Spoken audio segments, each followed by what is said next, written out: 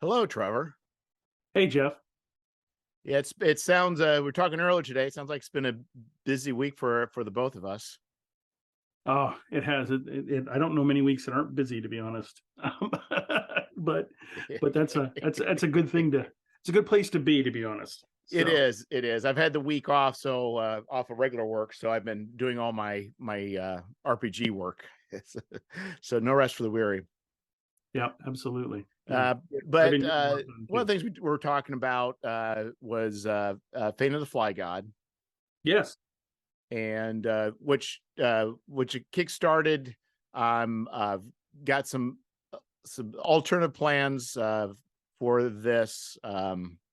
Maybe in the future. You kind of looked it over. It's been I mean, the project successfully funded, and I think I got about $6,000 in funding for that.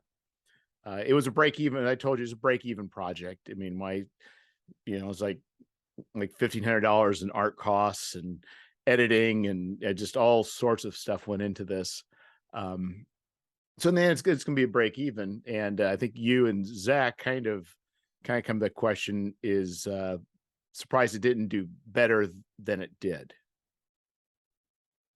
Yeah. I mean, I haven't spoken with Zach, but Oh no, you haven't spoken with Zach, but yes, he was similarly kind of flummoxed, which I thought it did. It actually, it's actually I was not expecting it to, as it didn't surprise me. It didn't do. This is about where I expected, right. but other people who've got more experience expected it to be to actually have more of a reach. Well, I mean, so my perspective comes from looking at the product quickly. So I spent about an hour looking at it today, and there's a lot in there, right? I mean, Yeah. this is not just an adventure module. A um, it's not a random collection of creatures or spells or anything like this. This is a pretty, it looks to me on initial pass, a pretty solidified concept that is setting specific, right? It's a location and everything that you can go to that has lots to explore. It has lots to explore. The city, which I thought was cleverly mapped out as a flywing. Um, and everything. You've got kind of some deities in there. You've got dungeon levels and stuff. The actual Fane itself, which I'm assuming I didn't get the clear connection, but I'm assuming is subsurfaced to the city.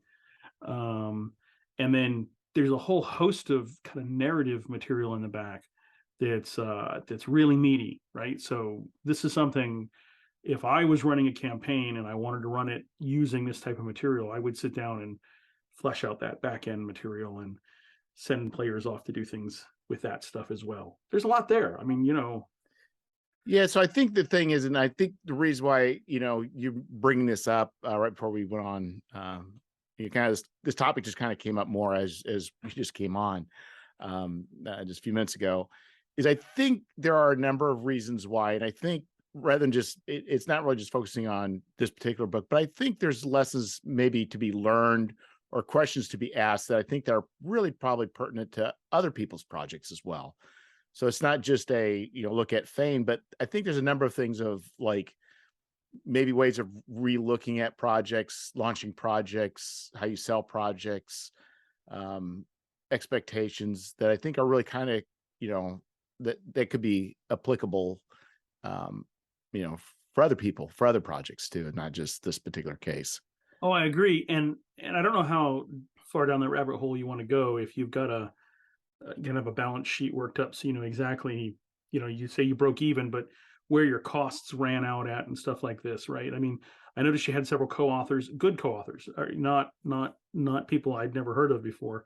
And so that's not cheap and everything. So there's a numerous set of costs there.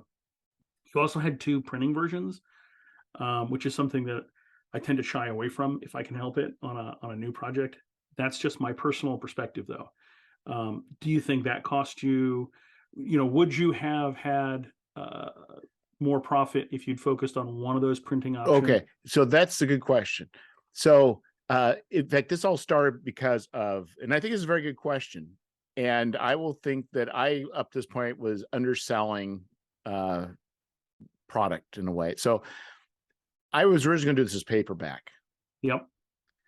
I gave it to Zach Goins. He's like, he looked at it, he's like, I think this needs to be hardbound. Sure. But me, I'm thinking nobody's going to spend X dollars because that's just the way I am. And so I thought, well, let's just price the hardback at a price. And then it was kind of more of a grand experiment to see how it would turn out. Now, the question is, there was, I can't remember the ratio. I think it's 2 to 1. Two people bought hardbacks for every one that bought the paperback. Right. And so that doesn't sound too unfamiliar to me. I believe, and this may be apocrypha, but I believe that Wizards of the Coast discovered the same thing when they transitioned from 3rd edition to 3.5. If you remember when, or maybe you don't remember, when 3rd edition first came out, there were the 3 hardbacks, and then there were the splat books, these little sword and fist and stuff like this, which were basically they featured 2 classes in each splat book. They were each, I think, about 64 pages long. And they had them really, really reasonably priced. In 3rd edition or 3.5, those splat books went away and they were replaced by class specific or concept specific splat books that were hardback. And I think that the reason for that was my understanding is WotC discovered hardbacks sell extraordinarily well compared to softbacks. There's something about a hardback, even though it's heavier, more cumbersome, and everything, and not necessarily better build as a product, right? As a physical product, but the fact that it's a hardback tends to attract more people and sell better. So yeah, and I think what I tried to do is make this, because this is kind of an unusual thing, and it was a grand experiment. And all I was really hoping, I really was, after spending all this time and energy, at least break even on.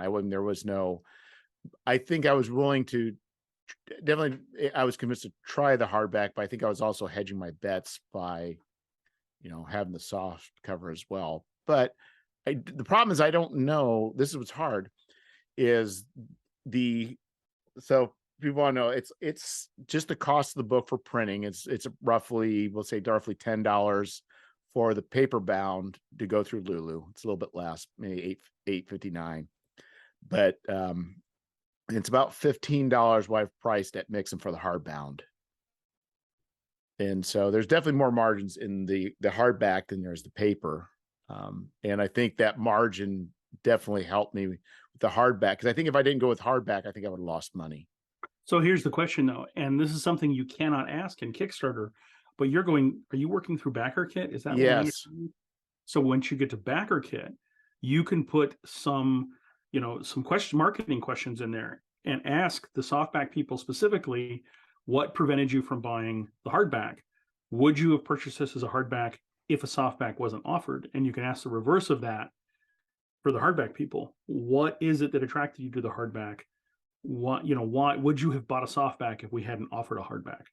Those are some interesting things you could get into, right? That you can do. I think that's valid. I think the other thing that was a mistake is communication, because I've got another person. We've kind of been, I have another company helping me with the Kickstarter and the BackerKit, and everything was flying fast and furious. But one thing that I noticed was an error was the soft cover price. The cost of shipping for Europe or for everybody else was much higher than it really is, because he was assuming shipping directly from here, where I'll be fulfilling through Lulu. And so that'll cut significantly down that. So it'll be interesting to see if any of the PDF backers will convert to the paperback or upgrade to hardback. Well, the hardback I'm going to keep through Mixam. Yeah. So that one, and I'm also just going to do a limited run with that.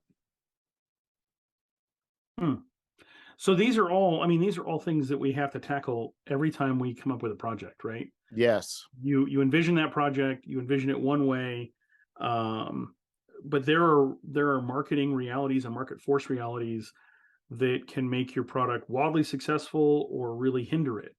And so, this is the stuff. This is the kind of stuff that keeps me up at night, or I wake up at 2 or 3 o'clock in the morning thinking about, thinking about how should I build this project? Not in Kickstarter, but in physical reality, what should it look like and everything. So I think they're all valid questions to ask. And I don't think there are any good answers one way or the other. And I think the other, I won't say problem. I think that it's kind of more universal in nature. In some ways, I wonder is if it didn't really hit real strongly with a particular like crowd. Like I did tie this in with they're using OSE, is with OSE branding, but I don't know that it really kind of fits in with the OSE crowd as much as it would say another system. Well, sure. And so so that's one of the things that we do. When I think of a project, I always think of, the visual presentation of that project and everything. There's definitely, there's fantasy, but there are subgenres within role-playing fantasy, and certain groups like OSE versus say, Labyrinth Lord versus say, Dungeon Crawl Classics versus D&D third edition, second edition, first edition. All of those have different visual repertoires, and style packages that, I look at Morkborg, right? I mean, Oh that's yeah. very tight stylistic thought pattern behind it that people try and mimic and stuff. Because if that they bought Morkborg in abundance, you're assuming they're looking for something of a similar vein when they bought Morkborg to buy your product. And the same thing is true of I've heard that said about fifth edition products. Fifth edition products are heavily full color art, but a lot of it is rendered art. It's all digital, full colored kind of art, not traditional paintings, right? You don't have a Larry Elmore painting on the cover of Right. fifth edition product. That's just not what you do. Right. So I convey. So I think in general, it didn't really have a solid home. So maybe that's the problem is you're looking for that, I mean, and then there are products that transcend that, right? I think, Ben Lawrence, when his zine went big 2 zine quests ago, that was just the right moment with the right product type, and he had enough backstock that people were like, I'm going to just go in all in on the whole deal, and that just generated a multiplicity of sales that I haven't heard an interview where he was like, oh, I totally expected that. Right. Right. So yeah, and I think the thing is it seems like I'm trying to think because his wasn't tied to wasn't tied to any system. no, it's system agnostic. And so that's another question is, does system agnostic do better than other things, right? And if you look at Zine Quest, there have been a lot of really small projects. Things are only 16 pages. There's a DM's toolkit. I don't think it was called the DM's toolkit. Maybe it was. Maybe it was called the little black box toolkit or something like this. That was Zine Quest 3, I think, that did quite well. He sold like 16,000 copies of this thing, and it only had 10 tables in it. It's only 16 pages. And I was looking, you go type in the printing cost difference on 16,000 copies versus say 1,000 copies in Mixam for a Right. 16 black and white, and you'll be stunned. that is scale right there. Yeah, it's hard. I think also it does seem like some of the quirky. I think the thing is what seems to me, at least, especially even going back to looking at the bestiaries. I think that D&D has gotten away from kind of they take monsters from folklore, but they strip the folklore from the monsters. Yep. And I think in a lot of ways what Ben did and others have done, and even OSE is doing to a certain degree, is making it less mystical, more like folklorish in a way, in its the way the monsters act in a presentation. And a lot of these other third parties are doing stuff that's kind of making things more, I don't want to say fairy tales and like like the more modern fairy tales, but kind of almost like the old Germanic fairy tales or ones from Europe. So I think there's a lot of validity to that, right? I mean, I'm working on a holiday special Oh, really? I'm working on a holiday special. Yeah, yeah. I'm, Chris Pratt in your holiday special. that's right. Yeah, I do. No, I'm working on a Tales from the Smoking Worm holiday special. It was actually supposed to go to Kickstarter last year or this year, but it didn't. We didn't quite have it done, and so we shuffled uh, issues around, and it's going to go in the fall of next year. And I have several different kind of projects that are in there, but one of the ones that I'm working on is as a write up about there's this Welsh wassailing um, concept called the Mary Louise, right? And so this is a horse's head. You've probably seen this. This is a skull of a horse on essentially on a stick, and it's got a white sheet around him, and somebody walks around with the horse's head and goes to a door. And the idea is that the people who live in the house, answer the door, but they have to give reasons why the Mary Louise can't come in, whereas the Mary Louise has to give reasons why it should come in. And it's a rhyming battle, right? It's like a rap. It's like a rap off. So this is a Welsh tradition where you have this rhyming battle back and forth, and whoever falters in their rhyme first loses. And so, and if the Mary Louise comes in, it runs havoc through your house and drinks up all your beer and eats all your food. And I'm assuming, the underlying assumption is these are friends and they're hanging out and partying, Right. but not necessarily. I was doing some research on this concept. There's Wikipedia pages and everything, which is good first gloss over what is this concept about, but it seemed deeper than what I was seeing. And I found this book published in 1940 called The Ballad of the Mary Louise and Other Welsh Poems.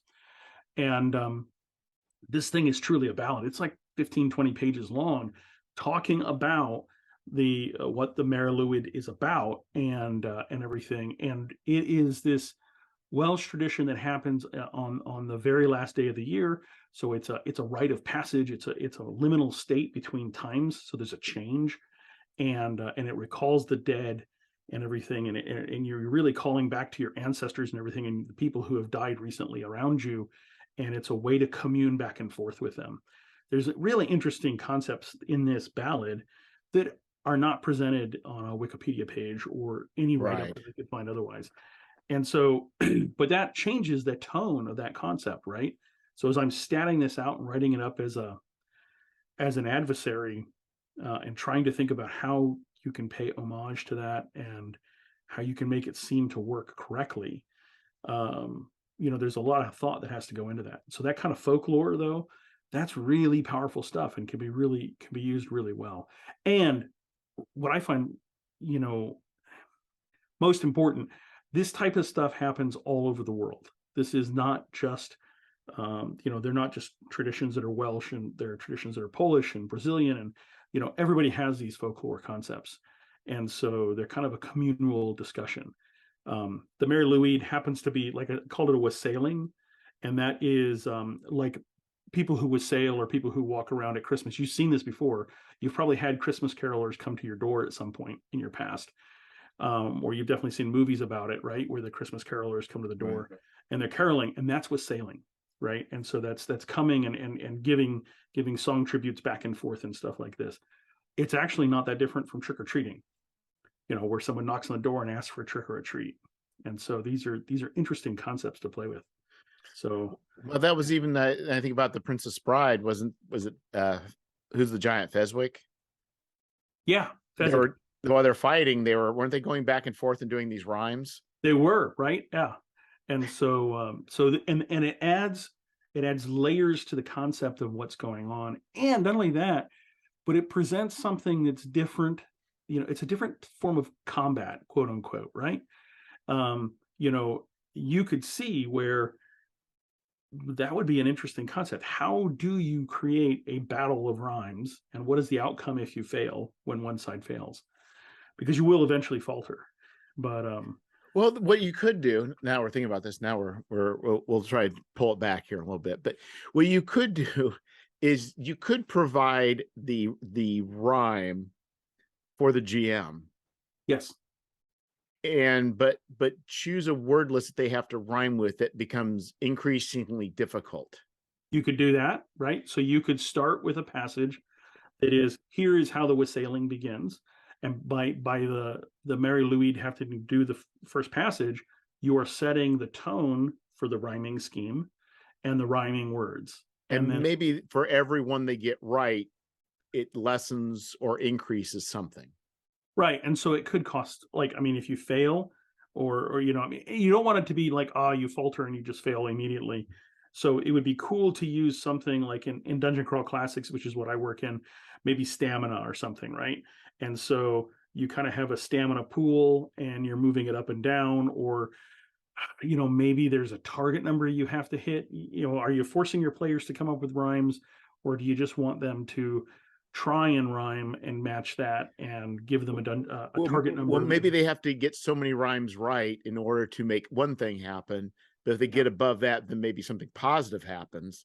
And maybe if they get past that, then all of a sudden they're the champion. They've succeeded, right. and they get something even more in addition to. So you could step that up and say there are kind of thresholds, right? Yeah. And as long as you come up with a passing rhyme, that's great. But if you come up with a great one, or you know, if you're rolling dice, if you're giving I would probably create this, or I will probably create this as a dual way to do it. You either approach your group and say, we're going to try a rhyming battle, and it's going to be rhyming based. And if you're up to that, great. Or we can default to dice rolls that would represent this. And so you kind of want to give people choices, because you don't want to force them down one path. I once ran an adventure where I forced people to come up with and guess puzzles, right? You know, what, my brain is not even working. Riddles, and incredibly hard to do. So especially on the fly. What you could do is here's another thing you could do. You can give people a list of rhyming words to go with it, but they have to come up with a way of structuring the sentence, the response, in a way that actually makes sense. Yeah, something like that. So those are cool things that you could do. Yeah. I definitely think that creating creatures and using folklore concepts is a really worthwhile thing. The going back to the Fane, I think the other probably problem is you know the marketing portion. You know, I didn't. Right. Yeah, I kind of talked about. So really, the only people. I mean, I don't know what I would have. I wouldn't have done anything different. But I, you know, there's. I could have done. I thought about doing Facebook ads, but I didn't feel this particular product would have benefited from that as much as, say, like Gary's Appendix may, because it's definitely more traditional, tied to OSE.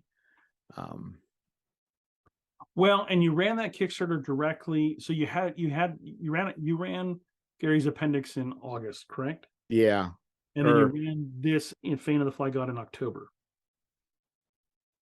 Yeah. Is that correct?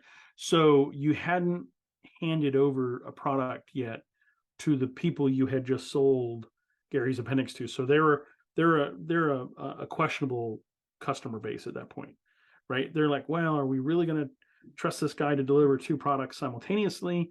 Or, you know, so if you had delivered Gary's Appendix and handed it over and they were rock solid on what you could do, you know, Fane might have profited off of that list of people. Yeah, I think I did at that point. I'm trying to think.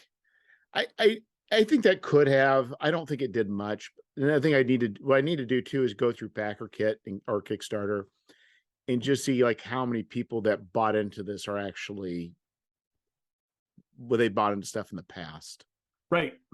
Too, because So I you don't can know. do that kind of analysis. Yeah. Yeah, because is it like people that are following me, or is it just random people that just showed up for the Fame of the Fly God? I don't know. Yeah. I mean, I think it could also be a product that will benefit from word of mouth, right? And so once you get your 400 or 500 copies or whatever out there, you know, you know, especially in the softback, if you're only buying it from Lulu, where scale doesn't matter and you can buy 5 or 10 or 20 at a time, the only thing you have to worry about is shipping costs. You know, that's a product that you can continue to market, you know, going forward. Yeah, I think the other thing too is, like you said, it's like word of mouth, because I mean, you know, the other thing, I never had an elevator pitch for this, because I would bring it up and people would say, well, what's it about? And I was like, well, not really anything in particular. It's Yeah. just kind of, I think the thing is I never had a clear, definitive thesis statement, for what it is I had. Well, and see, when I opened it and started looking at it, just skimming through it, like I said, I haven't read it in depth. It's a tale of a city, right? Well, You that's have, one thing. yeah. And then there's more to it. So you start out with, that's your elevator pitch. This is a tale of a city. Oh, It's a tale of a city devoted to a fly god. And there's more there. If so this is something your people could visit, momentarily. And there's, cool, unique things there, or it's something they could look at in depth. And there's a lot more narration to it. And on a product like that, it seems to me you want to have something for players and something for judges, and you've got that. You have modified spells, you have spells and stuff, and then you have monsters and things like this, and you have adversaries and big bad adversaries and little adversaries, and there's a lot there. So this is something, one of the things I don't have to worry about when I market Tales from the Smoking Worm is some articles are for judges and some articles are for players. That's just the way of it. And it's kind of a smorgasbord. You never know what you're going to get in an issue, but you're going to get something for players. You're going to get something from articles. That was the great thing about Dragon Magazine, right? You could pick up an issue of Dragon, and there was always something on an archer class or something like that. But then there were things on, let's talk about the ecology of the Dracolich and stuff like that. So that appeals to two different groups. And everything. And I think that's the back half of your elevator pitch. This is a story about a city, and it has advantages for players and it has advantages for judges. So there's a reason why a judge wants to buy it, and there's a reason why a player wants to buy it. Yeah, and I think that is true. And I think probably the other products I do have much clearer pitch for those. It's just I think the good thing for anybody listening. That's Marty Dogs. A second. Hey. Don't do that. That's okay. My cat's been scratching at the door here for about 10 minutes. So, so I think the a lesson I've learned is I should have is had that definition laid out and communicated it properly over the entire time. Certainly. I mean, you built it and you've had it and you've been working on it for over a year, if I remember correctly. Yes. So at some level you knew what the project was about, and yeah, and it's a good lesson to learn. When you do a project that's not just a grab bag, magazine type format, you need to be able to explain what that project's about, right? And if you can't explain it, and so this is something I have problems with too, especially when I'm working on physical aspects of when I'm pushing the boundaries of what should go in a product and everything. Let me give you an example. So Hangman's Garden, I released Hangman's Garden earlier this year. It's had a lot of positive reviews and everything. I'm really happy with how it's been reviewed. Dieter Zimmerman, who wrote it, is getting a lot of accolades. And my understanding is he's maybe got a couple of cool adventures he's writing for other people now because, he's gotten more attention, and that's wonderful. And people love the art. Levi Combs was on the Scrivenery with me and Nick Barron a couple of weeks ago, and he was like, he absolutely, gave me some really nice feedback on Hangman's Garden. So it's been really well received. And in the back, it has a little folder that holds some cards, and then it's got a fold over sheet that holds bigger cards. There's two folders in this, and I watched a YouTube review of it a couple weeks ago. Came out, I guess maybe about 10 days ago now, and the gentleman reviewed it, and he had really nice things to say about it and the layout and everything, and he was really appreciative of some of the quality on it, the qualities I put into it, but he had no idea what that sleeve in the back of the book was for. And that I was just like, it just broke my heart, Right. Because it's like, I failed to communicate to this individual what this part of the product was about. And so that's right. Because in your whole mind, because you're the one making it, it's glaringly obvious. Right. And I even put out a video that I sent to all the backers and that we put on Goodman Games website. I think it's on their website, that shows you how to use the pocket to get the book, to get the cards into the pocket and everything, how to relax it first time. It's kind of like this is how you break in a hardback book, right? Type of a little video. It's only like 3 minutes long. And it just shows you how to do that. And I'm like, so this is a guy who missed I almost wanted to post in his comment section, here's the video you should watch to help you understand what this back part of the book that you didn't understand was about. So, but I didn't do that.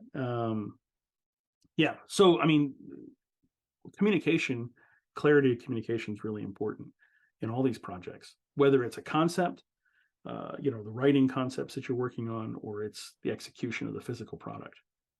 So, yeah, and I also don't know if the timing affected sales too, or backing. Being in October, I'm not sure. I've seen a real slump personally. I've seen a lot of Kickstarter projects that I thought would do better than they did in the last half of the year. So last 5 months of the year, basically after Gen Con, most of the Kickstarters I've seen, I've been surprised that they are much lower than I thought they would be. Yeah, I mean, there could be a lot of reasons really for that. I don't know. I think there's still the huge Kickstarters that are still making the money, but boy, was it Zine Quest? I forget the number. During the pandemic was at 3. That one just went like crazy. Yeah, and I don't know that's going to happen. I mean, for me, the fact that I was able to put out a nobody, to put out an obscure product that really wasn't tied to any sort of property, and actually have I can't remember how many backers, maybe say a total of like 150 200 backers. It's like insane. Like, I don't know that could ever happen again. Yeah, I mean, it definitely, and I don't know if we're going to see Zine Quest 2 and 3 as the highlight. Is that the height of Zine Quest? Zine Quest 4 was underperformed, and clearly Kickstarter realized it because they moved it back to February. Will February 2023, bottle that magic again, and will we see really great products? Not just products, but great sales of those projects, right? So the heights and the amount of money influxed into the zine market, or is it on the wane now in the general population? Yeah, it's really and that'd be interesting. So I'll also be interested to see with Gary's Appendix 2, because I was very surprised. I mean, I was very happy with the results, but it'll be interesting to see will that continue on? I'm hoping, I guess, with your Tales of the Smoking Worm, do you see a growth with each the number of people backing it with each Kickstarter, or how's that been for you? Yes. Yeah. It's there's a growth curve in terms of final Kickstarter profits, right? Not sales, but profits. And then most of that gets reinvested into other parts of Smoking Worm, but on a issue by issue profit margin basis, profits have gone up, and then sales have gone up in terms of individual backers. And so so I've definitely seen that. And one of the things that I had set in my sights to do was to create a convincing strategy to shift my PDF backers to physical backers. Purely because I always thought that my products are best experienced in a physical format. From a sales point of view, I'm not leaving much money on the table if I just have PDF backers, right?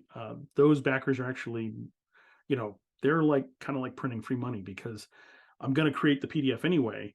If I sell 1,000 of them, it's just the same as if I sold 500 of them. There's no extra work on my part or cost. Whereas there is an additional cost if I sold 1,000 physical copies versus 500, which I'm not even there yet. So I tried this idea. The last 2 Kickstarters, I've run, I have had first 24-hour specials. And the price doesn't change on the individual support levels, but I have given out a freebie that you then have to, you could still get even if you missed it, because I don't want that feel bad feeling. I don't want to see some guy or girl who jumps on at hour 36 and is like, oh, I really wanted the freebie, but now I can't have it. So I offer it for sale after the first 24 hours, but I give it away in the first 24 hours.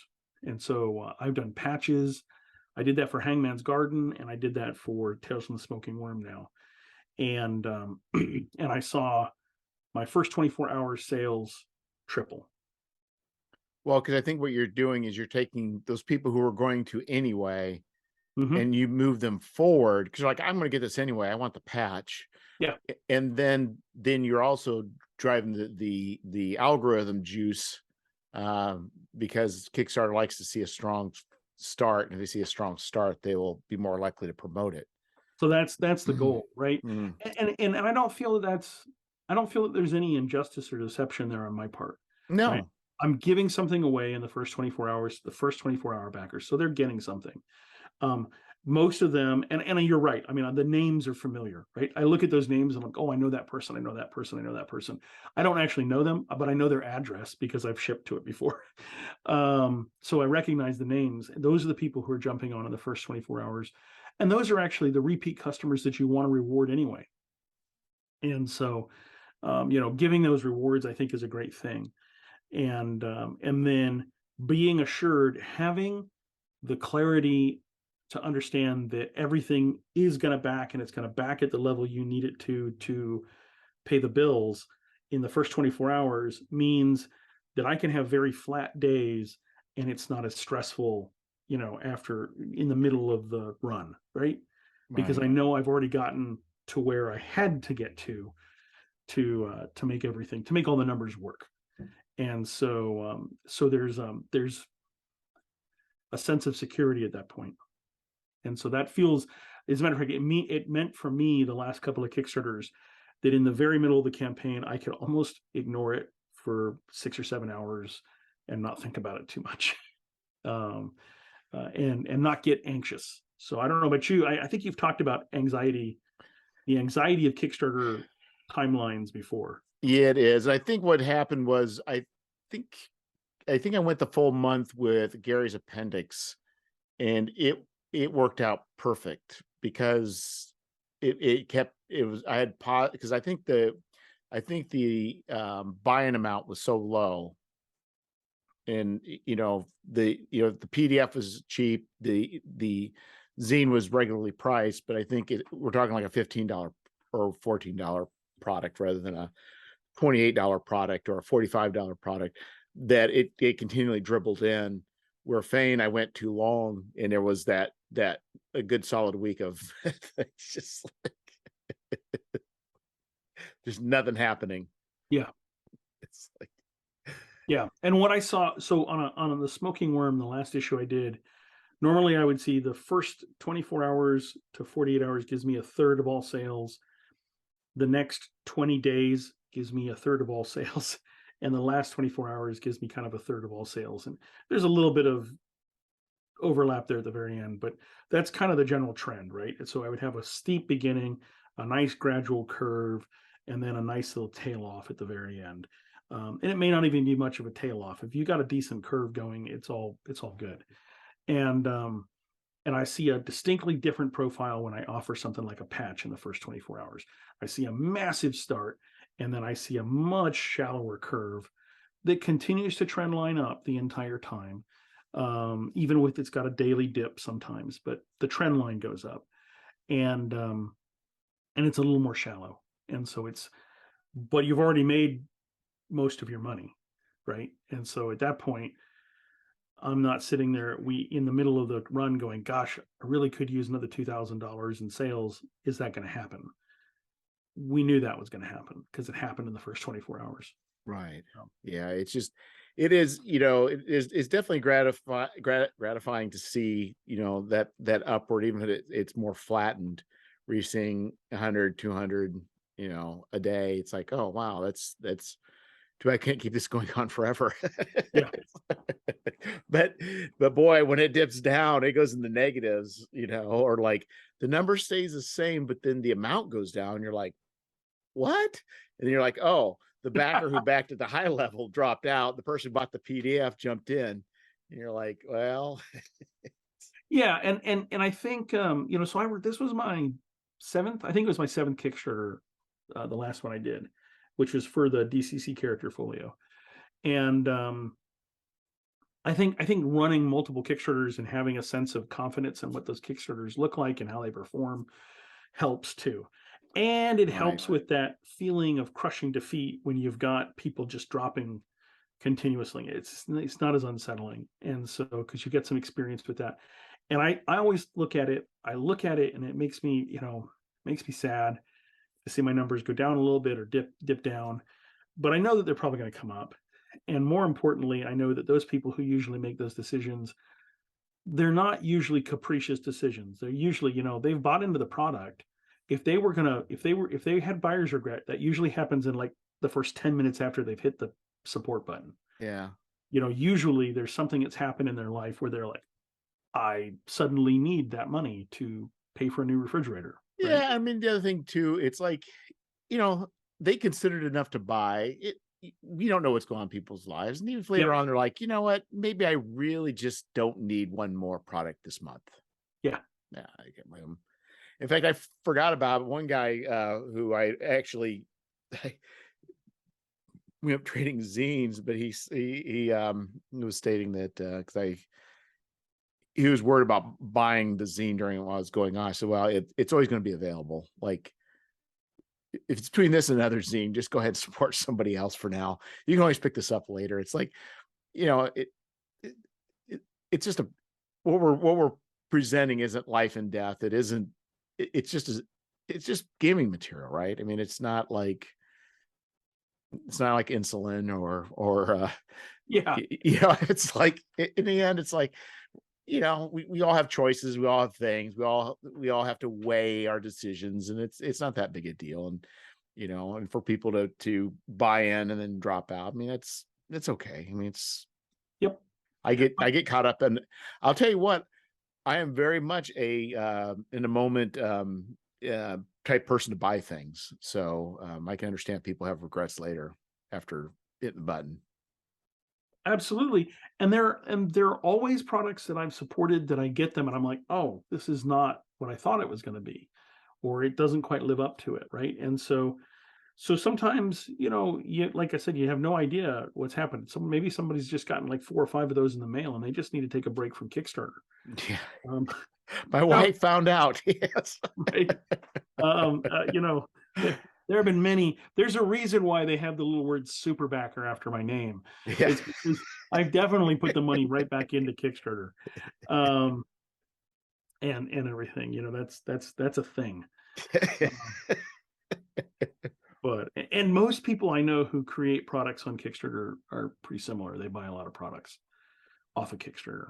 So yeah, it's and I've heard people who have stated their hesitation to buy stuff off of people who haven't backed a number of projects, maybe not being super backers, but if you see somebody that's only backed like 0 or 1 or 2 and they're offering a product, you're like, do they really understand? Do they get it? Yeah. Yeah. Where somebody's got a bunch of they've bought, you're like, okay, they understand what Kickstarter's about, what the expectations are. And maybe they're no less likely to be it doesn't necessarily mean that they're more trustworthy or more capable, but I think in our minds it does tend to we tend to favor people that looks like they've had more of the buying kind of equates to experience in a way, which may or not be a valid reason for buying or not buying from somebody. But yeah, I agree with you. I sometimes look at people's numbers and I'm like, especially if I'm on the fence on a product. If I'm on the fence on a product and I'm not sure if this person's going to be able to deliver what they tell me they're delivering, if they don't have much experience with Kickstarter as a buyer, that usually is a warning sign to me that they may not understand what they need to deliver as a seller, right? So as somebody who is a creative force on Kickstarter, and if you haven't been through some of the downs, um, some of the bad projects that have hit Kickstarter, and I've been through a couple of them, like the Doom that came to Atlantic City and stuff like this. There have been some really bad projects on Kickstarter that just went south in a big way, and with taking a lot of money with them. So, yeah, that kind of experience is a desirable if I'm on the fence. Yes, it is. I want someone who knows what it's like to sit there and go, "What just happened?" There's a fellow who just a delightful fellow who just sent out this huge apology. He hasn't delivered for 2 years. It was $10 for, it was from Zine Quest 3. It was $10 for a PDF and a in a physical copy. And with that, he gave PDFs for his previous 2 works, but he's still way behind, is feeling bad. But I looked at the comments. Most people are like, either just forget about it, $10, or like, we'll just wait. It's okay. Yeah. It's like, and I think there's a certain amount of perspective where we kind of look at people, and I think there are people who get agitated and get angry, but I think there's some of us that look like, you know what, this is a $10 Kickstarter. I've already got a certain amount of value. This person's trying. Yeah. But there's other times where it's like, it's okay. We understand. But we also know that when we're doing our Kickstarter, we don't want to be that person either. Absolutely don't want to be that person. So try my hardest to get all the orders right, and that's not guaranteed. There was a little higher second, Hangman's Garden really tested me. It came at a time when I was fulfilling it months later than I thought I should be, and it was a harder project to bring all the pieces together than I thought it would be, and I got it done. But yeah, it's those things happen, and it's like, I don't want to be there again. Yeah, I pride myself of sending my projects out so far. I want to over deliver and under promise. And I got the PDF out for Fane, and I'm like, I should be good for, how many months do I have left for the other 2 tiers? And they're both sent for December. Yeah. So I set the one for December, and I think when we did the other 2, we just copied over the dates. And there's no way if I would have ever intended to do that for December, but now I'm late. It's like It happens. And I'm constantly late on my projects too, by a month or 2 usually. Something happens. Yeah. That's why I was telling you when we talked earlier that my goal was to have all the writing for Tales from the Smoking Worm for the next year, 4 issues in the can by the end of this year. I am very, very close. So what really what upset me was so I fulfilled Gary's appendix worldwide through for the non-US backers. I fulfilled through Lulu. Right. And I didn't find to make a long story short, there's a better way of doing it, which I didn't realize, but I've been putting each individual backer in there for each one, new address. So when I went to go send the proof copy, by the proof copy for Fane, I was like, I ordered it, and then I was like on a Saturday. Then Monday, I was going out my car for lunch, and then all of a sudden the thought hit me. I bet I ordered that Fan of the Fly Guide, and it's going to be shipped to somebody in England. And I looked, and sure enough, it was going to go to this guy in England. And I'm like, I wrote to them. I'm like, hey, this is going to go to, this is, and they're like, because it wasn't even processed yet. I know it takes about 2 weeks a week. Usually takes about a week and a half or so for them to process it and finally print it. I thought, I've got, but I told, that day, so it was only a couple days later. She's like, yeah, no problem. We'll cancel it and we'll put your new address. I'm like, she said, but the way we're doing it, we can't track it. And said, but also don't worry that when you'll receive confirmation that when it ships, but it'll show to the address that we're not shipping it to rather than your address. A couple weeks go by and it still hasn't arrived. Like, I knew I should order extra proof copy. It's only like $20. I should have just done it then. And I just knew that it went to this. I didn't contact the guy. I just knew it went to England. And then they're like, well, it's Thanksgiving time. Give it another. By the time it all got said and done, I just lost like 3 weeks. Yep. Just like that. Yeah. Yeah. And one of the things that I've run into is that did not exist a year ago is backlogs on print runs. So my printers, like I risograph print for the first edition of Smoking Worm, they did not used to have a backlog. If I shipped the file on a Monday, they started proofing it or prepping it and everything and started printing on the Tuesday or Wednesday. And now they're like, okay, so we're booked 3 weeks out, we're booked a month out. So printers are really booking up and so they're getting a backlog built. I think that's kind of pre-2019 normalcy returning and everything. So, and I think Mixam, I've noticed, has got a little bit longer return time. So those things are happening, which is slow. Yeah. And I think the thing too is just there's so many things that can foul you up that you don't even see. Yeah. And so especially with one-man operations. Yes. Let's just be honest, with one-man operations or whatnot, there's a lot of moving parts, and sometimes you make a mistake, and sometimes mistakes are made. Sometimes they're made. It happens. So you just got to keep moving forward with a positive face and say, you know what, I can fix that. So. Yeah, I mean, and again, it's like it's not a fundamental, but it definitely, I mean, when I put the wrong dates in, but now it really definitely, threw me back where before I was really what I was really wanting to do was to initially was to get my I was really wanting to get my printing done this year so that it would take away from the receipts. Mm-hmm. From the Kickstarter, but that's not going to happen. Yeah. Pay something else. Yeah, well, exactly. I bought a Cricut. Buy a Cricut. Yeah. So you've been playing with it. I saw you were making stickers. How do you like the sticker paper?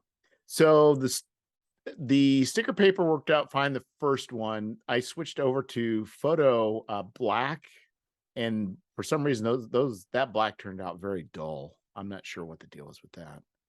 And is that your Epson printer? Yeah. So that is a high-end photo printer that you're using to make your stickers. Yeah. And it also some reason the second time around it came out with some. So what's weird is it opens up a dialog box, but doesn't give me my full Epson dialog box. I'm not sure what the deal is with that. The second thing is when I did print with the printer black, the photo block, it also is banding. So something's going on. I need to go back and find out why I'm getting banding. That's really strange because those photo printers, it's something I have a Canon Image Pro 1000 sitting in a box that I need to open and start working with next week. And one of the reasons why I bought it was the fact that it has multiple sets of print heads, and it has a scanner so that as it prints, if it detects a missing line or something or an incorrect one, it will print it with the second or third print head set, right? And so it will correct that in process, because obviously that photo, I mean, you're more familiar with it than I am. The photo printer paper that you're using theoretically is super expensive, up to $5-10 a sheet, and to have it screwed up by your printer kind of outrageous. Yeah, I think the other thing is it's printing it in some sort of express mode. So I'm not sure. It's like it's going way too fast. So I need to go play around with the settings. So what I've been doing is I've been also playing around with Affinity Designer. Yep. And so I've tried making I started with the Beowulf. I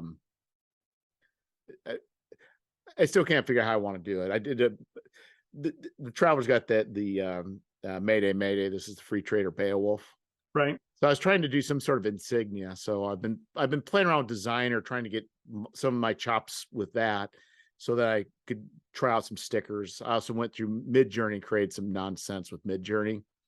I did woman with radiation coming out of her head, and man with radiation coming out of his head,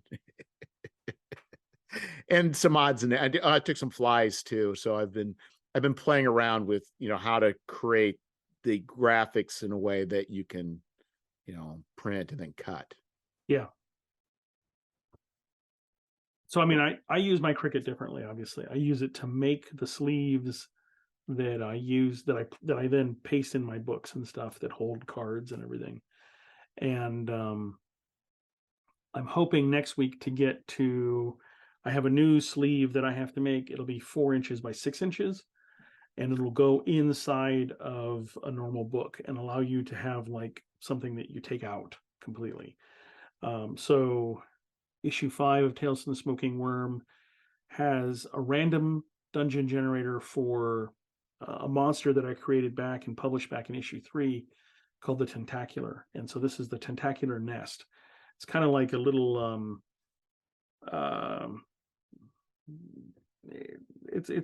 think of it as a gosh, what the word is escaping me right now. Like a grindhouse type of system where you basically get abducted and plunked in there, and the adult tentacular drops in parties so that they can be hunted by its offspring through the maze, through the tentacular nest, which is a maze. And so there's different things you can encounter and stuff. Well, this allows you to randomly generate one of those, and it's a it'll generate a unique nest every single time, right? If you just follow the numbers and roll the dice. And so I have a nest example that I made, and I ran out of pages in my zine to put it in. And so I was like, what I'll do is I'll make a pocket, and then I'll slide it in almost like a little mini GM screen. So it'll be 6 inches tall, or just under 6 inches tall, and like 12 inches or 15 inches wide. It'll fold in like a gatefold and then slide into this. And then you can pull it out and run an entire, probably 2 or 3 night session off of this piece of paper. So it's like a little mini dungeon. Well, that's cool. And so I need to start building those and getting them built next week. So I bought some. The problem with the stickers too is if you do the print and cut stickers, it does not utilize the full sheet. You end up losing about a third of that sheet. It doesn't utilize the whole thing. Yeah, and that's just by nature. But if you cut out vinyl, I think you use the full sheet. But of course, you're not printing on it. So for Fane, I bought some black boxes, some really nice black boxes. Mm-hmm. And it all folds together. This will be for the hardcovers, but I just need like a sticky, like a tab to hold it shut. So I'm thinking about using some vinyl and cutting some sort of shape for that little plastic sticky to hold the flap down. Okay. So there's only like one flap that needs like usually you would see like if you were to do it normally, it'd be a circle adhesive, clear plastic adhesive that you'd put to hold it shut. Right. I'm thinking about with the red. So I got a black box. I've got some red vinyl. I've got a stamp, a rubber stamp that's in the shape of a fly that's about like 3.5 inches tall. Cool. And I'm also thinking about maybe doing some stenciling with those boxes too, and maybe some paint. I don't know. So did every hardback come with one of those? Every hardback is going to get the black box. I just need to figure out what to do with the black box. Neat. That's actually really cool. I saw that in Fane you had taken some scientific photographs and everything that are all fair use and modified them and stuff. So there were some cool So things. you recognize them, huh? It's hard not to, right? So you've got this, you got a picture of a fly. It's a photograph, clearly a micrograph that's been taken of a fly. I'm assuming that fly has probably come out of it's come out of an alcohol solution, because the legs are kind of oriented in a certain way that is very indicative of that, of flies that have been dipped in alcohol and stuff. Yeah, it all felt very, very familiar. So yeah, it was a last minute thing, and I've got some stickers made with some flies too. So I'm not sure where that's ultimately going to go, but anyway, the other thing I was thinking about is, ways of using the cricket to make things that will be like kind of like not necessarily directly with what you're doing as far as those types of physical things, but I thought, I can make masks with them to, like, if I want to do spray paint, or if I want to use vinyl to use it as a seal, like create like a seal or Yep. whatever it may be. I don't know. Yeah. Well, I just like how the tool itself is fairly simple to use, has a fairly simple interface, software interface, and then is fairly cost effective at its tooling. So replacing micro, scalpels and stuff like this, there are third parties that sell them quite cheaply. They don't last forever, so it's good that you can get like 50 at a time for $20. And everything, it's pretty cost effective. I like it as a product, and it opens up an entire area of design work, physical design work, that would be very expensive to do otherwise. So What I was hoping was that the box would fit in the Cricut, and then I could do some debossing. oh, that would be cool. But it won't. It's too big. Yeah. So so does the box come flat and you pop it together, or is it? Yes. Yeah. Yeah, and so you can actually make those boxes even on your Cricut if you have large enough stock, if it fits on. Yeah, it's too big. It's just too big. Sure. So the box I went with had to be so Fane is comic books. I don't know what well, this is what I should know. I'm assuming that when I order the hardback, that the interior pages are going to be the normal size, and the hardback's going to extend past it a little bit. Should be a little bigger.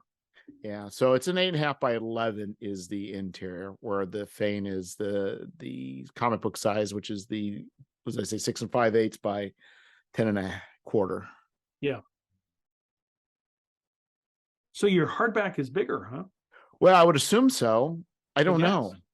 That's kind of Either that's a hardback, neat idea. the cover has to be bigger, or the interior has to be smaller. Yeah. Well, it'll be interesting to see how it comes together. Yeah. Yeah, and it's also, trying to think. The other thing was, I went to mix them. I was hoping I could do a bunch of different add-ons to the book. I don't need to contact them, but my options like ribbon or not ribbon, or end papers, and things like that. But I don't have really. There's really, those options aren't available, and I even tried going to more standard sizes, and those options aren't available. So I need to. It said call for support to see. So I need to figure out what's going on. Yeah. Yeah. I've talked to their customer support a couple times. Mixam's usually pretty responsive. So I've had terrible luck in the past getting anybody to respond to me. getting them on the phone can be difficult, yes. But once I get them on the phone, Right. explain to me what the problem is, how I screwed up. Yeah, I'm better. I mean, I really, the Scoundrels, that was such a, so I had an idea for doing a single zine, and then it just turned into too much. So then it became, then I thought, well, I will just maybe put it into one big book. And then I thought, well, for Zine Quest, they need to all be zines. So I broke them up into 3 zines. And so then when I would make mistakes, like through Mixum, it would kick it out like a week later, say, oh, there's a problem with this. And I had 3 different zines to go and fix those mistakes because they were global in nature. Yeah. Like setting text to Rich Black. Don't do that. Don't do that. No, definitely. Yeah, it can be a frustratingly long process to get things through approval with Mixim. I'm sure in the end, it's a worthwhile endeavor, but it sure would be nice if they would if you could talk to somebody sometimes. Yes, yeah, and I'm much better about it now. I mean, better about it. I don't make those same. The bird hand teaches best. Yep. Like, Yeah. and so that being said, I don't necessarily make those same mistakes, and it's usually if it's a problem, it's usually the software catches it immediately, and I fix it, or it's not some stupid like that. But then it can get kind of tricky. It's also tricky using different services. So like if you I've used like stuff both at Lulu and with Mixum. And so like you can use the same PDF for the interior pages, because if you I take it back. So if you send something to Mixum, if you send a zine to Mixum, your PDF can come with a cover already on it. Yes. Not a problem. But if you send it to Lulu, the cover has to be separate. Okay. I've never worked with Lulu before. If so. If you also go to Perfect Bound on Mixum, you have to have your cover be separate from your interior. I'm assuming because they're going to print that as a separate thing, and it's not going to be it's going to be a print cover. That's a separate job than printing the insides, and then they're going to glue that together, and it's a wraparound. Yes, and I think the other thing is you're increasing. You got that spine. Yeah, and I think that starts to add up in space. Where if you don't have, you got to put that spine in there, otherwise your cover's gonna get wacky. So, but how that looks, and also how the Lulu separate cover looks, and they want them in 2 different. I think one you have to have 4 sides, and the other one you have to have 2 sides. I don't know, but it's kind of weird. So it can start really messing with your head trying to understand the complexities of different services. So I was going to use Lulu for I was going to go with Mixum for the Fane soft cover as well, but then the Lulu ones turned out really nice, and I just thought for the level of complexity that I'm creating, and then I could just direct ship from Lulu. Lulu makes it very possible to ship internationally very easily. That's something I haven't looked into. I did a little international shipping with my 4th issue of Smoking Worm, and then since then I have limited it to simply Canada, and I've had a couple people each Kickstarter jump on and message me specifically asking for, hey, I'm in like Sweden, can you ship to me?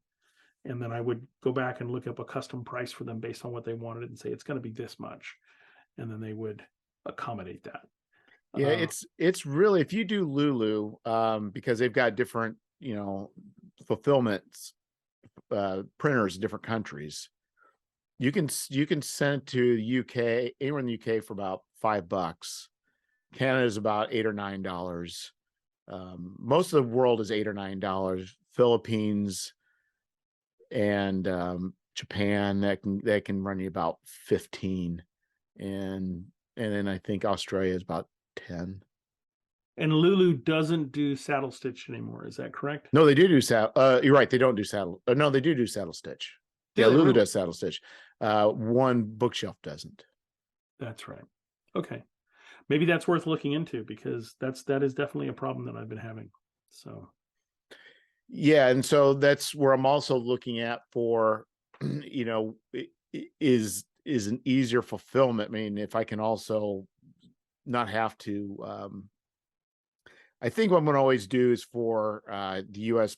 backers.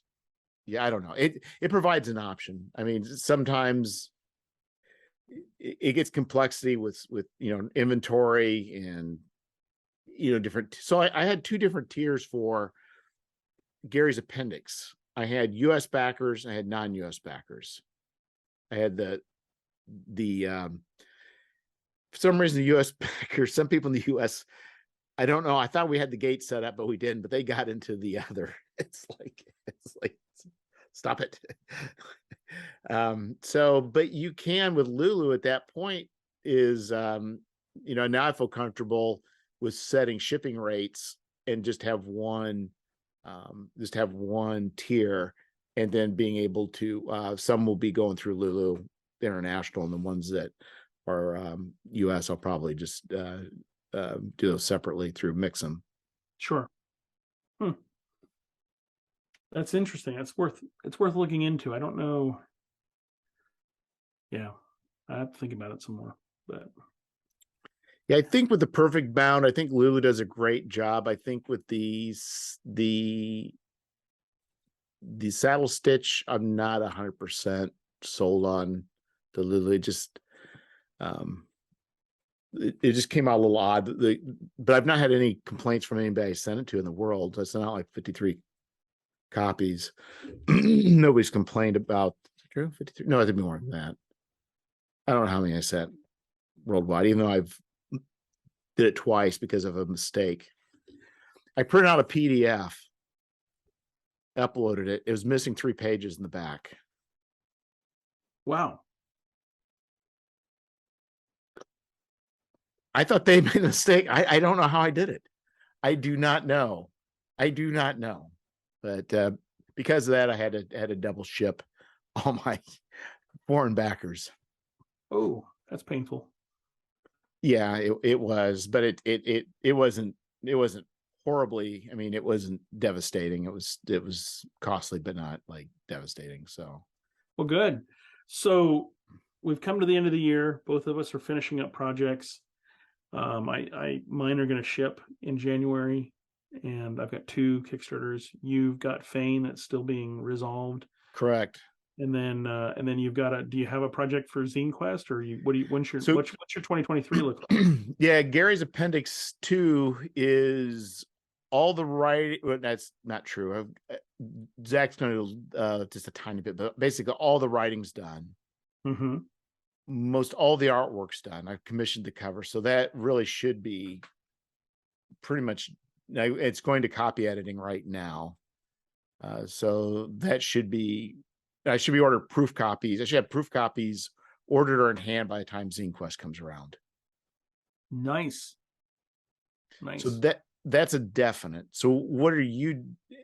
I got other projects we can talk about, but that's only definite for this year. So what have you got going for? Do you have something going for Zine Quest? Hopefully. So my goal is, and it depends on how fast I can fulfill Tales from the Smoking Worm 5. So I got into a bad situation with an artist two people actually, an artist and one of the things I did let's talk about the artist first. The first problem I had on Tales from the Smoking Worm issue 5 was I had an artist who got COVID, lived in a hurricane zone that had a hurricane, and then it had a whole bunch of family members who got sick. And so while I was finishing the art, to me, I always put a Kickstarter together with the idea that the bulk of the art is going to get paid for. I try and coincide the art and everything and the Kickstarter so that those artists aren't waiting for a long period of time, because I don't have a big overhead that I can work with where I can just pay artists years in advance, right? Like I used to. And so that's a new operating issue now. So I'm trying to line up Kickstarters with artists, so artists are fulfilling their art while I'm in process on a Kickstarter or just after I finish it. I usually give it about a month. And so we had all the art assignments done for issue 5. This is an artist who's worked with me since issue 1. They are very good. And I had given them the biggest article in issue 5, which ran about 15 pages. And it's an organization that is it's basically an organization based off of two-handed sword dueling. So think Zweihanders and great Yeah. swords and stuff like this. They actually work more as a halberd or a pole arm than a sword, although you can use them as a long sword. They're not as flexible as the long sword in terms of what you can do with them. They have other advantages. And so I was working with somebody who this was an article that I co-wrote with somebody that came out by accident. Actually, it was a synergy. I'd hired a person to do some editing for me, and it turned out that she had a master's degree in medieval swords and medieval sword play and styles of sword fighting and stuff. And I was like, this is phenomenal. We got to talking, and I said, I've always wanted to do this kind of organization for my groups, and I'd like it to, be like this. And she was like, oh, I totally understand. We just had a synergy that we built, and we got this really great organization out of it. We got it laid out, and I realized that I didn't have, I had space, and I was like, it would be really cool because the society is based around dueling philosophies and everything. So you duel with other sword people. And I was like, what if it was like a running sword fight throughout the article with all these spaces, and we could do it comic book style, right? So you have borders and it looks just like comic book pages, but maybe you've only got like a couple frames on this page and a couple frames on the next page and everything. And sometimes I've got a full page or a page and a half of frames, and it gives you this flow through this article. It was something we were trying new, and it was really good, and I'm really happy with how it's come out. Let's start with that. It came out great, right? But the artist got sick, and then he had a hurricane that did a lot of damage to his house, and then his family members got sick, and so it was just pulling teeth for him to get finished because he had so many real world events kind of all happen at once or successively. We just lost months of time. All the art, everything was finished on the book except for this one run. But I'm also at a point where I'm like, I've seen the sketches. They fit, right? Everything I've literally got sketches that are on pages in my layout. I can see what this is going to look like, and I don't want to hand it over to another artist. I want this guy to finish it because we've already invested a lot of time and effort, and the artist has invested a lot of time. Right. So we gave him the time to finish it, and I just explained that to my backers. I was like, look, this is a problem. It's unforeseen, right? I mean, people have real world lives, and we support this person. And it's not like I've already paid, he's gotten paid, but that isn't the issue, right? I mean, he'd give me the money back or we'd come out, work out a deal or something. But I was like, he's not flaking. He's not flaking. He's got real problems. Yes. Right? and he didn't have real problems the 3 or 4 months before the Kickstarter, but when the way we were lining up art, it just coincided with hurricane season, right? And so let's learn, just don't line up art with hurricane season. Do not line your art up with hurricane season when you have people who live in the South. So now I'm going to regionalize my artists and just stay away from hurricane season for them. No, and so I felt really bad, and he felt horrible, right? I mean, there was no happiness at all for months while we were trying to work this out. And then at the same time, so that's the first problem. The second problem is I offered a reward tier with a custom dice bag, handmade by a local artist that I had spent months working with. I have a prototype in the other room, and it's great. It's got 2 compartments, which for Dungeon Crawl Classics is cool because there are these things called luck tokens. It's something I've been doing in my game or in my Kickstarters, but I was wrapping them up, and I was like, we could do a luck token bag where you'd have your dice on one side and your luck tokens on the other, and then you kind of randomly reach in and grab luck tokens. And one of the things that we were doing in the Smoking Worm was giving luck tokens, a small percentage of luck tokens, special benefits that they normally couldn't do, right? Things that were not imagined for the luck token system for fleeting luck. And we had 20 of these.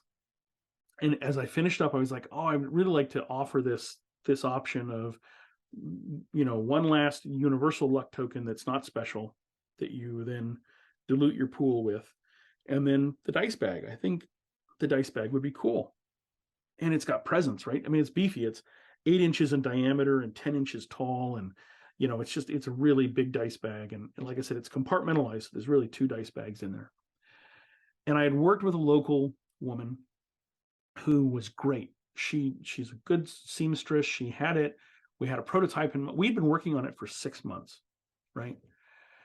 And during this whole process, I knew she had some health problems. And I saw her in August as the Kickstarter was ending, and she was fine. And then literally within 2 weeks, I get a text message from her husband. And he's like, she's in the hospital. And she's been in the hospital every month since August for at least a week or 2. She gets out and then she's right back in a week later. And these are like serious health emergencies, right? I mean, she's having a real crisis. Right. And I've got photos from her. These bags are half finished. They've all been cut out. All the fabric's been bought. Everything's been, pieced together, and it's just ready for sewing. And she's in so much physical pain. She's like, I can't sew. And so I felt really bad about that. But again, this is a local artist. This is somebody who's doing something by hand. It's not like I'm picking up the phone and calling China and saying, I need 50 bags, right? That's not how that worked.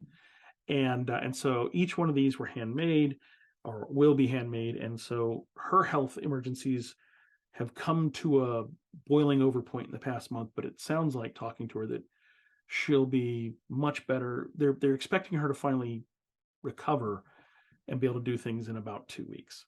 And so hopefully. Well, but that's kind of the issue you've got is, if she didn't buy the material yet and nothing's really been done, you just say, you know what, I'm just going to refund everybody and we're good. But there's material that she's purchased and there's work that she's value add that she's applied to this. So this is, you're halfway there. I mean, it's like, there's no taking that back. I mean, no. So it would be a straight up, the dice bags were $50, 45 or something like that, $50. It's $1,000 that I sent her, right, for these dice bags. I'm not actually even making much money off of them. That's the irony. That wasn't the point, right? Yeah, right. The point was a celebration of this.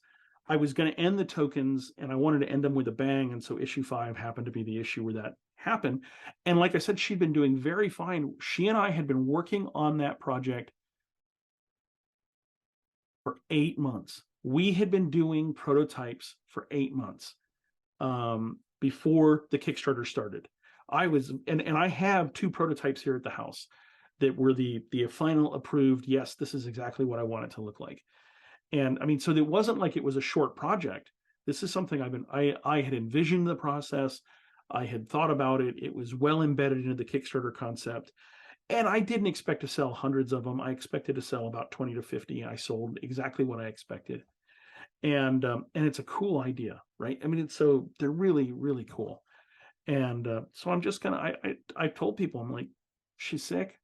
We're going to stick with her. She's done most of the work. We just need her to get to the point where she's healthy enough to finish the sewing. And then even if I have to mail them separate, right, I'll mail them out. And so issue 5, I had, Hangman's Garden was slow for other reasons. But issue 5 it's like having 2 grueling nightmare projects at once. And so I expected to be done with issue 5 in September. And if the art had been done on time, we would have printed in September.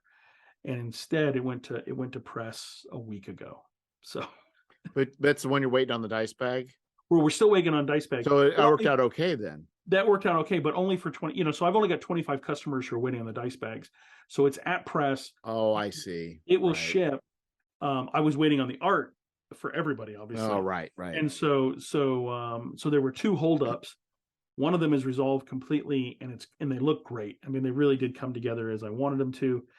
And then and so this project's going to be done. Issue 6, fully written, half the art's already finished for it, and so it's given me some time to work towards getting stuff done. Oh, so if I can get 5 out on time, I'll go ahead and kickstart 6 in January, and then I have system agnostic project for Zine Quest. That is a project that is, I'll write it, I'll do the art myself. It's entirely in-house. And I've been slowly working on it for about a year. And so it should be, well, I won't have a final product in hand, but it'll be very close to being finished by February. Well, that's good. Yeah, it's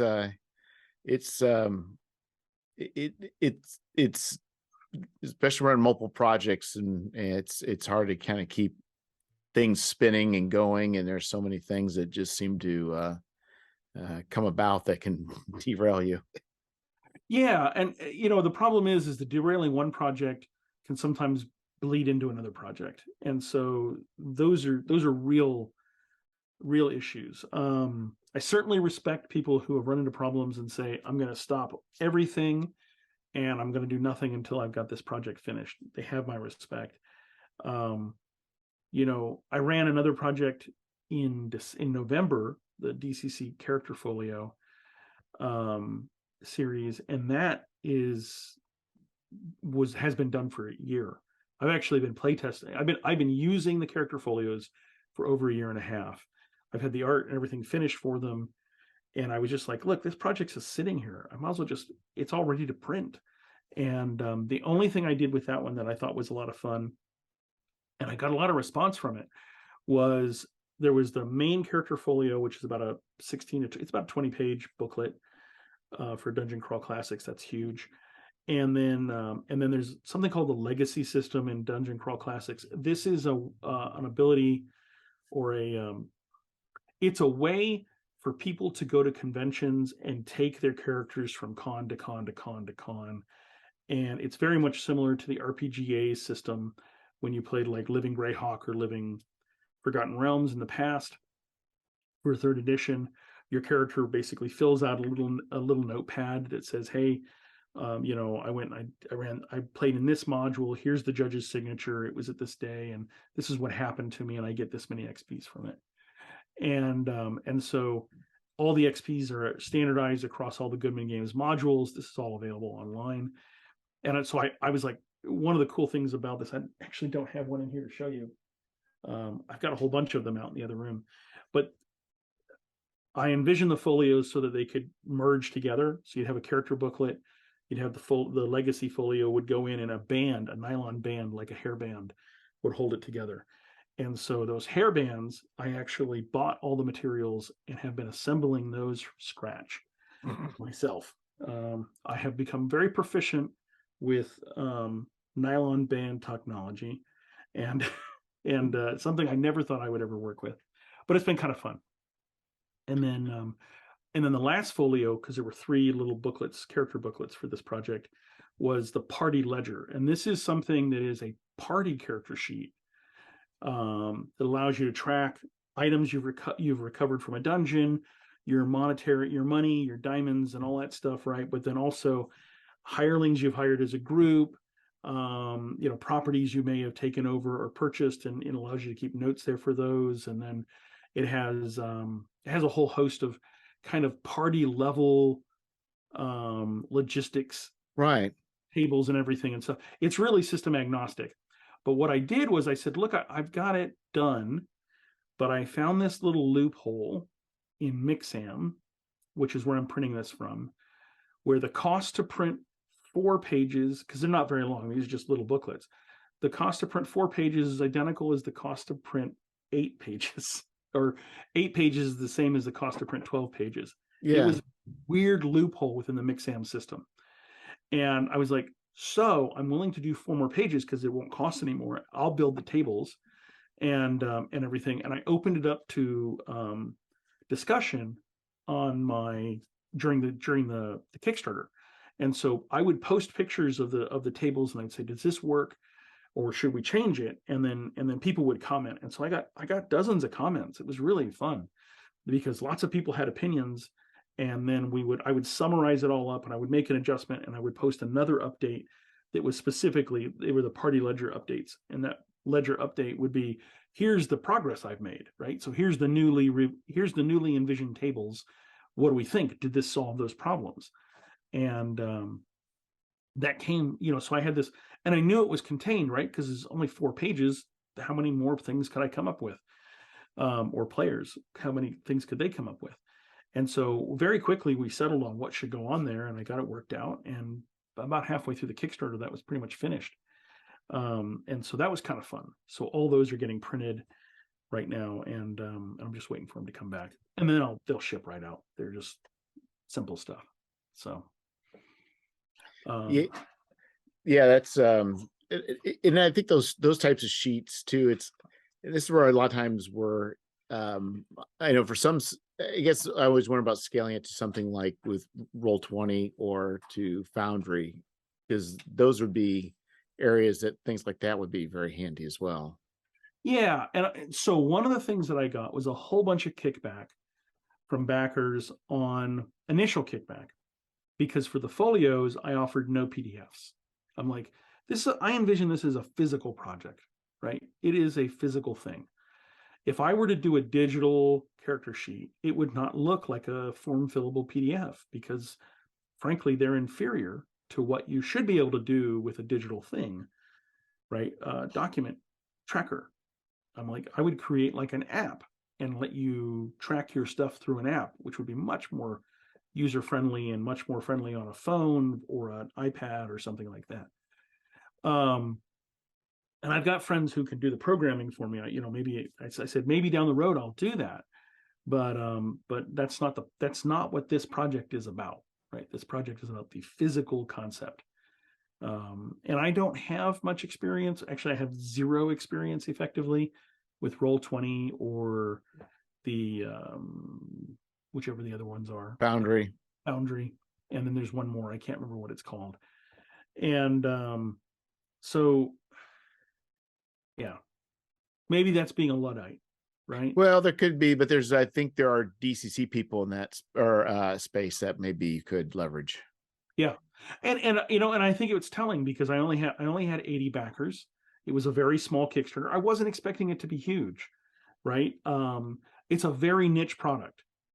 This is somebody who wants to have character sheets and booklets and knows the Dungeon Crawl Classics does last more than 1 or 2 levels, and characters It can, huh? It can. I've been running a campaign now for 4 years. And really it's 2 campaigns. We run just a regular DCC type thing, based out of, here's the little map. This is the map from DCC. I think it's 67 and a half. The Doom of gosh, I can't remember what it was. Something Doom. And this is the little village of Hero. And so my players basically found that little village, Doom of the Savage Kings.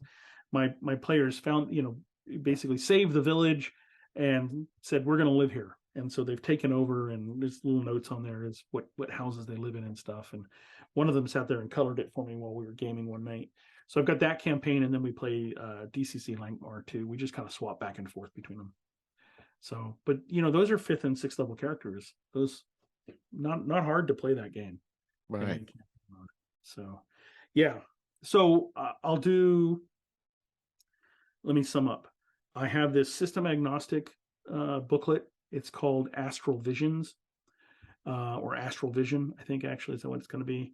And then I have this. I have the next Smoking Worm, and then I've got projects after that. But that's the first part of the year. I don't know. Yeah, and that's what's hard. I mean, I we talked before. I've got a number of things going on. I just don't know. It's hard for me to know which is going to get completed first. I mean, it's just it's kind of tricksy. It is. And so I've got a bigger project that I've been working on that I kind of loosely call Filthy Skies. And it comes from, it's a Shakespeare quote, that there's so much in the heavens and everything, and those filthy skies. There's a lot up there, but you don't normally see it. And so it's kind of like a love letter to Spelljammer, but Spelljammer didn't spend much time in the atmosphere. They were in space. And so this is exploring the boundary layers of a planet and everything. And so there's a big project there. I don't know how, and the real question I have is the form it's going to take. Will it take a series of, is it going to be a zine? I don't know. I haven't decided how it's going to look yet, and it needs more writing for me to get to that point where I can figure out what the And this is what, and that, I think it's a good thing you point out, because I was planning doing, I do have a science fiction project coming along, and I originally thought about doing a zine, and then it started expanding out, and I thought, well, I'll do a 6x9 inch digest size. Mm-hmm. Then I did the digest size. I'm like, wow, that like doubled the price. The digest size on Mixam is no difference in price than an 8.5x11. And the reason is the paper. I figured they're trimming it, but I'm just saying is I would have not have, I would assume that I would have guessed that 6x9 was such a common format that it wouldn't be that way. But so if you're gonna do six, unless you very specifically need 6x9, you're better off going 8.5x11. You are. And so that's where that 5.5x8, I do 5x8. 5x8 fits nicely on a normal sheet of paper. And so 6x9, if you think about it, what is it? What's 6 wide and 9 high? So 9, it's 12, it's actually 12x9. That's bigger than it's just such an odd thing. Cutting it out, you got to go to an 11x17 sheet of paper and you got to cut it. And so you're custom cutting paper to print a 6x9. And, some people, Mixam is one of the people who can't find a cost savings for that. Right. So. And I think that's just it. So what's happening is just taking as many sheets and you're just leaving it on the floor. Like when you're buying a 6x9. But Yeah. oddly enough, I've got another person that's been doing work for me on this, and I kind of charged him with doing a thing. And because of him being not me, and he did this thing, and now it caused me to recalibrate the whole thing in a different way. And I kind of told him, I want you to do this thing, and however you do it, it's probably going to restructure everything.